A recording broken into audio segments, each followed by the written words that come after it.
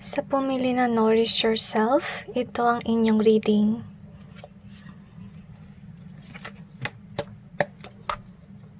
Tingnan natin kung anong plano ng Panginoon para sa inyo sa darating na taon.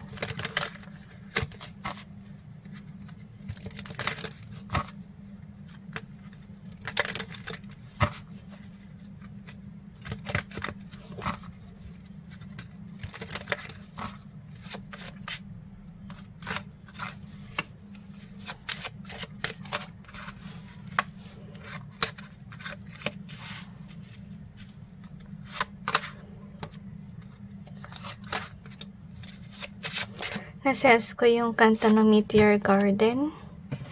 Actually, hindi ko alam yung English version kung ano ibig sabihin, pero maybe it's kinda like the story of that novel, okay, or that drama. So anyway, we're going to clarify to gain more information.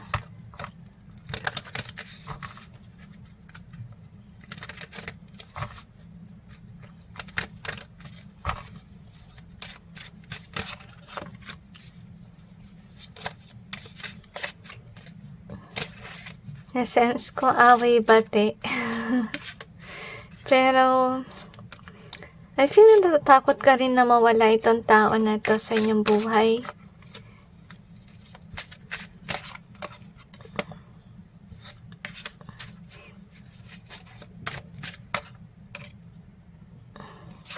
I really feel strongly that song, okay? I wonder why. Sayang di ko kasi alam ang ibig sabihin.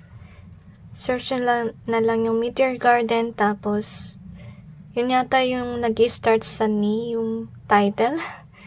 Niyaw. Hindi ko alam eh. Iba yung language kasi.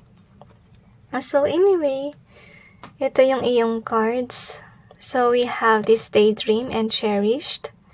So I'm sensing na meron na siguro kayong tao sa inyong buhay that you definitely love and cherished as a blessing, honestly.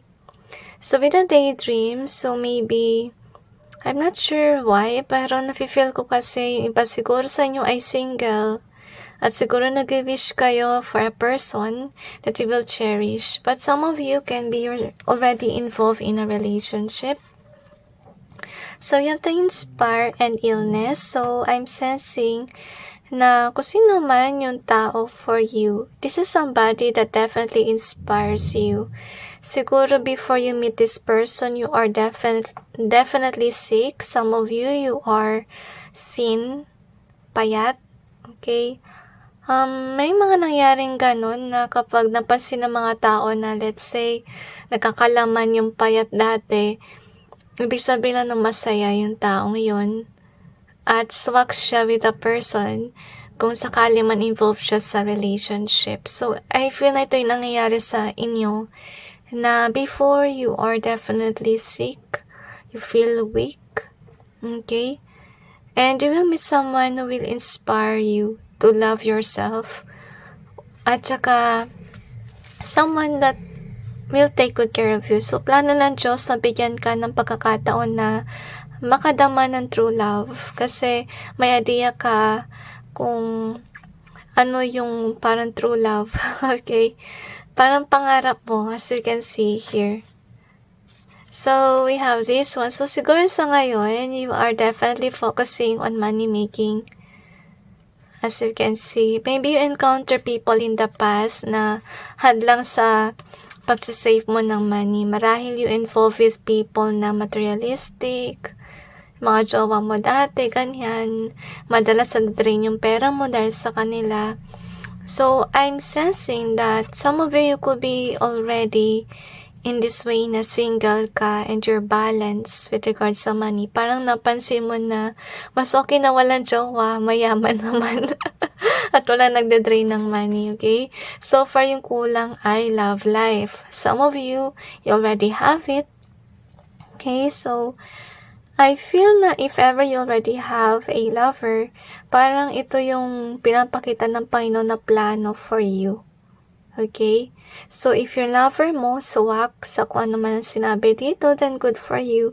It means na yung lover mo, yun yung gusto ng Panginoon for you. But if you're single, you're looking for a lover, then plano ng Panginoon na bigyan ka ng pagkakataon na makamtan mo yung love life, alright, na maganda. So, we have this beautiful and confinement, alright? So, I'm sensing na parang feeling ko kasi dito, ito siguro yung feels mo na gusto syempre ng mga lalaki or babae na maganda, gwapo. So, yun yung na-stuck sa mind mo na if ever you're beautiful or handsome, you will have a lover. Parang nalulungkot ka kasi inisip mo na baka wala ka ng chance. Kasi first of all, meron kang issue with regards sa health, payat ka, iba yung tingin mo sa sarili mo. Hindi mo nakita yung sarili mo as someone that's really pretty or handsome. Parang na-confine ka sa ganung pag-iisip na feeling mo wala nang magkakagusto sa'yo and so. But yet with this one, so this is actually sad.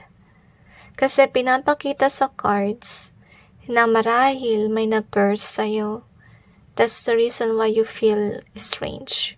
Or maybe, parang napansin mo pumangit ka and you don't know why. Maybe somebody cursed you. Kasi siguro itong taon na to, nakita ka niya na maganda, gwapo, kinurse ka niya, pinapangit ka niya.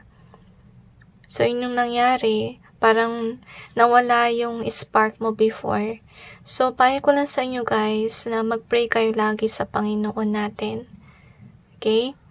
Pray kayo lagi for protection at saka para maalis yung mga curse, lahat ng negativity na nilagay sa inyo ng masasamang tao, i-pray nyo yun sa Panginoon. Remember to use in Jesus' name and also with the holy blood that He shed for us on the cross or in the Calvary, maalis yun.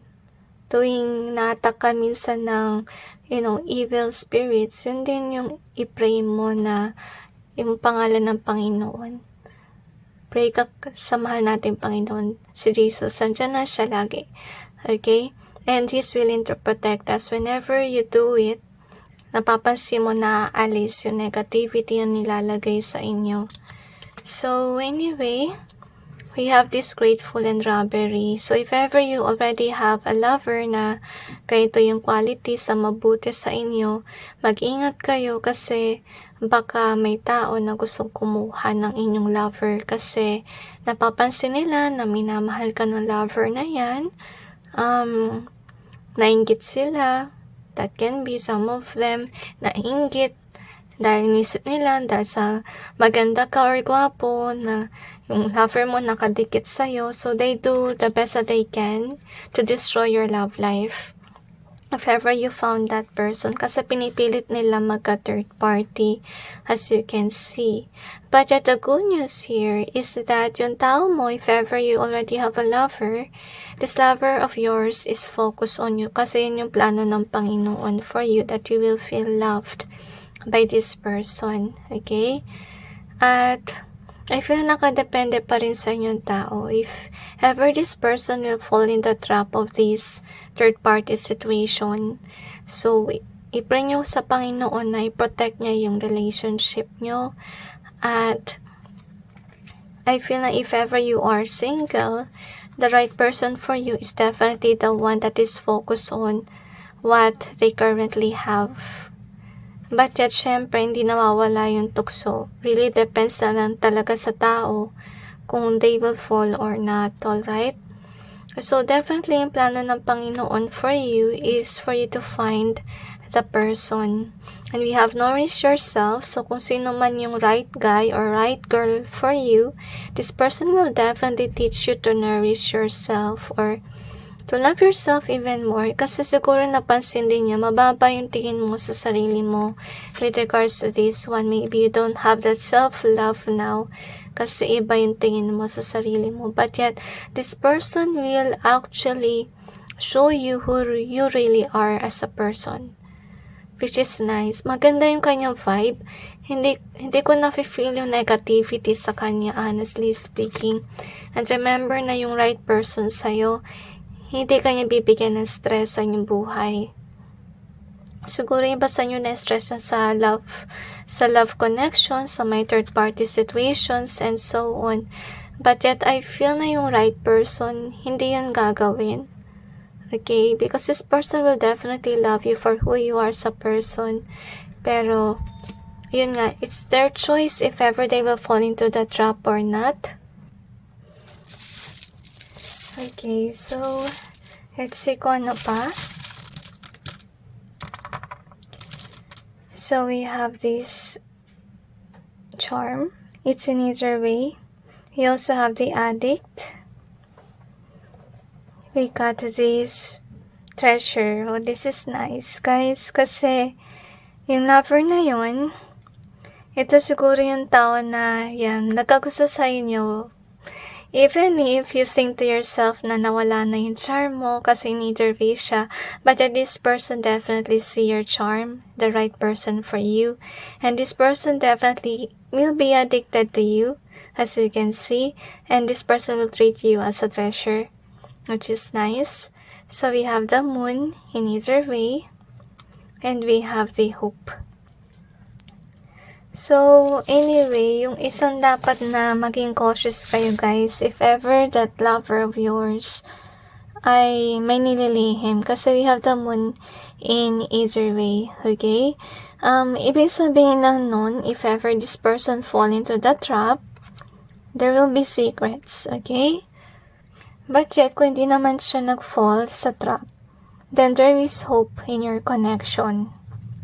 So, yung plano ng Panginoon is that this lover of yours that it will be upcoming or sa ngayon may jowa kayo, gagawin niya na, this person will see you as a treasure. This person will be addicted to you kasi iniwasan ng Panginoon na ma-fall siya sa trap ng third party. At saka, pinipilit ng Panginoon na maging open sa'yo yung tao mo or yung magiging jowa mo. So, we have this with love. So, you can see. Oh, this is actually nice kasi, mahal na mahal ka ng taong ito. So, kaya ka bibigyan ng Panginoon na lover kasi gusto niya maging hopeful ka at maranasan mo yung tunay na pagmamahal kasi siguro you are someone who longs for true love, really. At wow, this is nice kasi makakamtan mo na yon. Yung good news talaga, guys, is kung sino man ipapadala ng Diyos sa inyo, hindi ito deceitful na tao. Which is good as well. At hindi siya nagnanakaw sa'yo ng money. Siguro madalas kakaroon ka ng mga tao na pineperahan ka, nakawan ka ng pera, naiinis ka na, or ginagamit ka sa pera, pero yung the right person for you, hindi ka gagamitin sa pera. Irespeto niya yung pera mo, at hindi siya deceitful. So, you have to save here. This is also good kasi based dito rin sa yung reading, gusto mo sana magkaroon ka ng savings. So, yung plano ng Panginoon for you definitely is that you'll be able to finally save money at finally hindi ka mag-aalala na yung jowa mo gagamitin ka sa pera, okay? Anyway, we have this past. So, kaya pala, kasi may napagdaanan ka noong past. And I feel like this plano ng Panginoon for you na magkaroon ka ng mapagmahal na jowa, parang feeling ko kabayaran yun. This is your good karma. Kasi marami ka napagdaanan before. And you have been a good person. This is actually good. So let's see what else do we have here.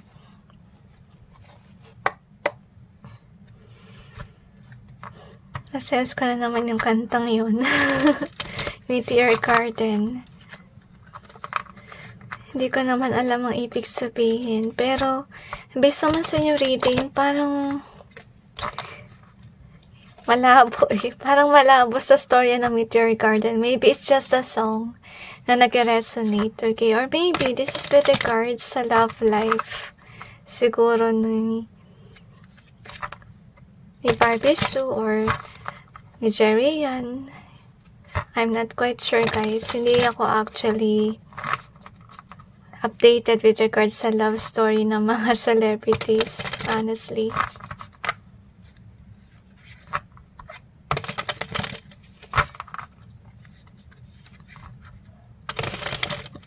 So, anyway, let's see.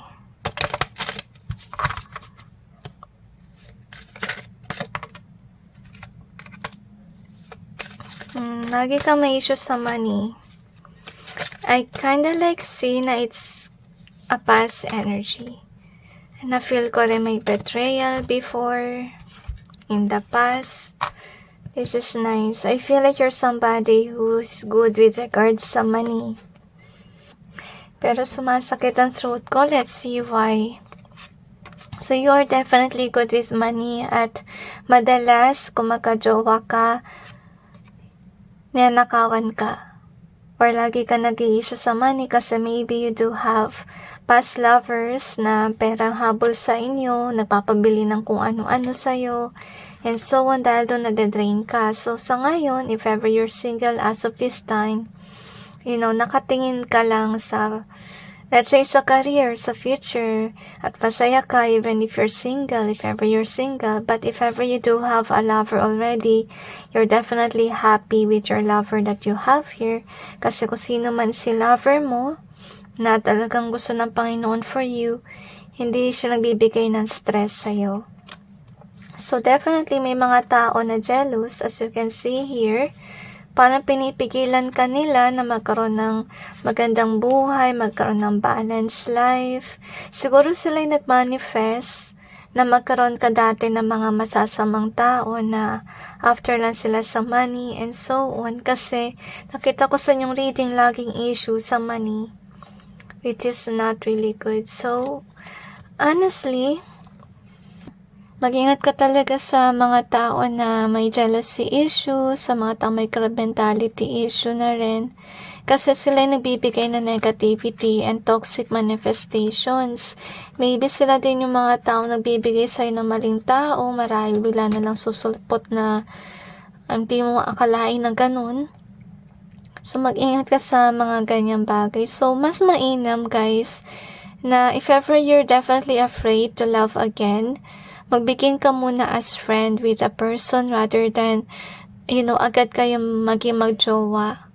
Kasi mahirap yan kapag biglaan na naging kayo, tapos inyo alam yung isa't isa. Hindi rin maganda yung pilit. May mga taong ganun kapag nakita ka nila, gusto ka na nila agad, tapos kahit hindi mo pa sila kilala, nag-hold back ka pa, pipilitin ka na, kayo na. Okay? May mga taong ganun, mag-ingat ka sa ganyan. Might as well na be friends first. Nalulungkot ako dito kasi may feel akong toxicity. May tao sa paligid mo na may masamang binabalak lagi. So, mag-ingat ka talaga sa maling tao. And remember that the right person for you will love you for who you are and will respect your wallet, your money. Okay? So, anyway, yung plano ng Panginoon sa inyo is definitely that you will find the right person for you. And if ever you found it, guys, make sure na huwag nyo to ipagkalat. To be honest. Kasi you have a person that is not good around you. That curse. Tapos pinipigilan niya na magkaroon ka ng love life.